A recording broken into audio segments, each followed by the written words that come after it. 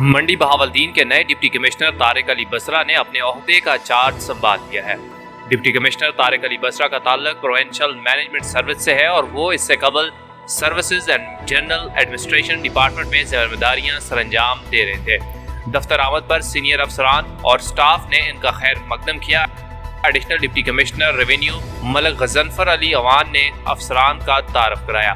Deputy commissioner نے ضلعی افسران کے ساتھ مختصر ملاقات میں محکمانہ کارکردگی کے حوالے سے ہدایات جاری کرتے ہوئے کہا کہ افسران تمام محکمے خاص طور پر محکمہ صحت اور تعلیم کو فوکس کریں اور یہ شعبے ان کی توجہ کا خصوصی مرکز ہوں گے تاکہ عوام الناس کی بہتری کے لیے تمام اہداف کا حصول ممکن بنایا جا سکے۔ انہوں نے کہا کہ سرکاری افسران کی بنیادی ذمہ داری عوام کے مسائل کا فوری حل اور ان کی مشکلات میں کمی لانا ہے، جس کے لیے تمام دستیاب وسائل پرکار لائے جائیں گے۔ طارق علی بسرا نے کہا کہ منڈی بہاولدین کو ایک ماڈل ضلع بنانے کی بھرپور کوشش کی جائے گی، جس کے لیے تمام افسران کے ساتھ ساتھ عوام کا تعاون ضروری ہے۔